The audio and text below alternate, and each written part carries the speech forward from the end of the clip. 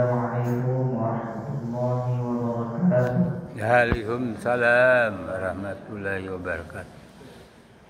Alhamdulillah, wassalatu wassalamu ala rasulillah wa ala alihi wa sahbihi wa mawala. Asyhadu an la ilaha illallah wahdahu la syarika lah. Asyhadu anna Muhammadan abduhu wa rasuluh. Sallallahu alaihi wasallam. La nabiyya wa rasul ba'da.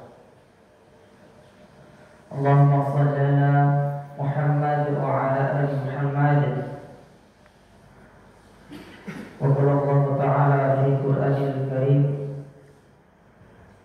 A'udzu billahi minasy syaithanir rajim. Bismillahirrahmanirrahim. Wa badaghi fima ataka Allahu daral akhirah.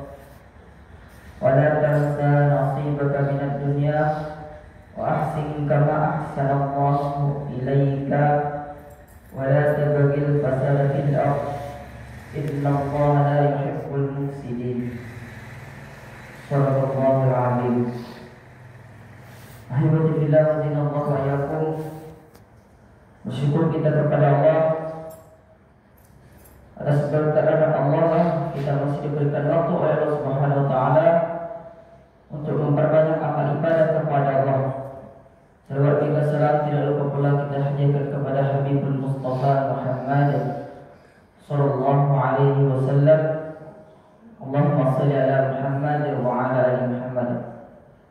Ahibati billah wa zinallahu wa iyyakum. Dalam Quran surah Al-Qasas ayat 77, di situ Allah katakan, dan carilah pahala di negeri akhirat dengan apa yang telah dianugerahkan oleh Allah Subhanahu wa taala. Tetapi janganlah kamu lupakan bagianmu di dunia dan berbuat baiklah kepada orang lain sebagaimana Allah telah berbuat baik kepadamu. Dan janganlah kamu berbuat kerusakan di bumi, sesungguhnya Allah tidak menyukai orang-orang yang berbuat kerusakan. Hadirin rahimakumullah, di sini Allah katakan bahwasanya carilah apa yang di negeri akhirat yang telah Allah anugerahkan. Allah perintahkan kepada kita untuk memperbanyak amal ibadah kepada Allah Subhanahu wa taala. Dan jangan lupa untuk mengerjakan hak-hak kita, kewajiban-kewajiban kita di dunia. Kita bekerja tujuannya untuk apa? Hebatlah untuk menafkahkan keluarga. Itu hak-hak yang harus dikerjakan. Terus apa yang harus kita lakukan? Salah satunya dalam Quran surah Al-Jumu'ah. Di situ Allah katakan, yang mana yang hendak kita dahulukan? Apakah dunia dulu ataukah akhirat? Wa fa idza qudiyatis salatu fantashiru fil ardh. Jika kalian telah melaksanakan salat, kamu telah beribadah kepada Allah, apa yang harus kita lakukan setelah kita beribadah? Setelah kita salat, bertebarlah kamu di permukaan bumi.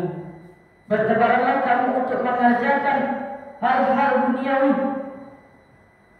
Jadi alhamdulillah, hal yang harus kita lakukan sebelum menjalankan aktivitas di dunia yaitu ibadah, salat. Itu pun ketika kita mengerjakan perbuatan duniawi, di situ Allah katakan, wa idza qudiyatis salatu fantashiru fil ardi wabtaghu min fadlillah. Dengan mengharapkan karunia Allah.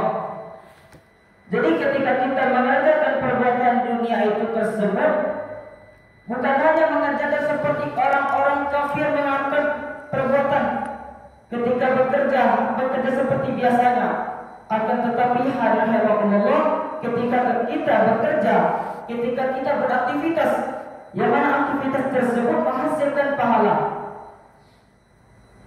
Jadi kita bekerja hadirin Allah dengan mengharapkan Itu dari Allah Subhanahu wa taala. Min fadlillah.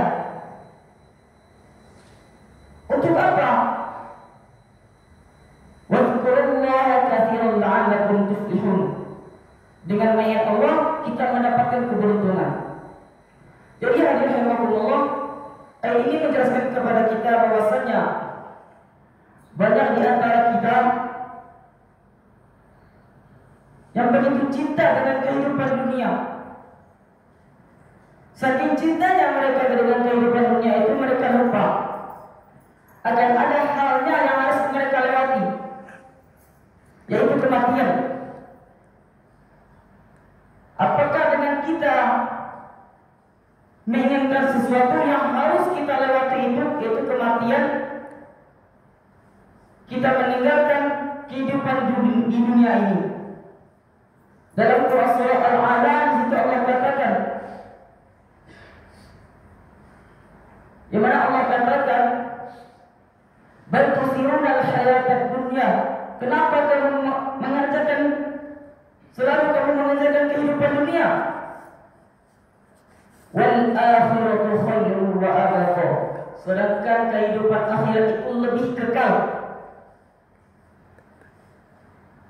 Jadi alhamdulillah, di situ Allah perintahkan dalam surah Al-Qasas tersebut, yang mana telah Allah gambarkan dalam surah Al-Qasas ayat 76 di atasnya. Di situ Allah gambarkan bagaimana orang-orang yang sebelumnya mereka beriman kepada Allah, akan tetapi dengan kehidupan dunia, harta-harta tersebut mereka terjerumus dari perbuatan dosa. Yang mana telah kita ketahui itu kisah Qarun. Yang sebelumnya beliau itu beribadah, bahkan dari kami sendiri belum sampai dengan hal tersebut. Mereka beribadah kepada Allah, selalu berzikir, yaitu pada zaman Nabi Musa. Qarun itu selalu berzikir kepada Allah Subhanahu wa taala. Beliau mengadu kepada Nabi Musa, kenapa aku ini selalu miskin, sedangkan aku selalu berdoa kepada Allah Subhanahu wa taala, selalu berzikir. Di situ Allah kabulkan permohonan tersebut dengan menjadi kayalah si Qarun tersebut. Akan tetapi ketika mereka kaya, ketika beliau kaya, beliau lupa atas rahmat Allah Subhanahu wa taala. Dari pelajaran kisah Qarun ini menjelaskan kepada kita bahwasannya di situ Allah perintahkan untuk beribadah. Mengapa alhamdulillah dengan kita beribadah kepada Allah Subhanahu wa taala, kita termasuk orang-orang yang beruntung. Seperti dijelaskan dalam surah Al-Jumu'ah tersebut. Allah perintahkan salat, ketika kita mengerjakan salat, bertebaranlah kamu di permukaan bumi ini dengan bukan hanya untuk bertebaran aktivitas seperti biasa, bukan seperti orang-orang yang mengerjakan aktivitas, akan tetapi dengan bi'fadlillah, dengan mengharapkan ridha Allah Subhanahu wa taala, dengan wadhkurullaha katsiran la'allakum tuflihun, dengan berzikir kepada Allah, dengan mengingat Allah, berarti kita telah beruntung. Hanya itu bisa kami sampaikan. Wabillahi taufiq wal hidayah. Assalamualaikum warahmatullahi wabarakatuh.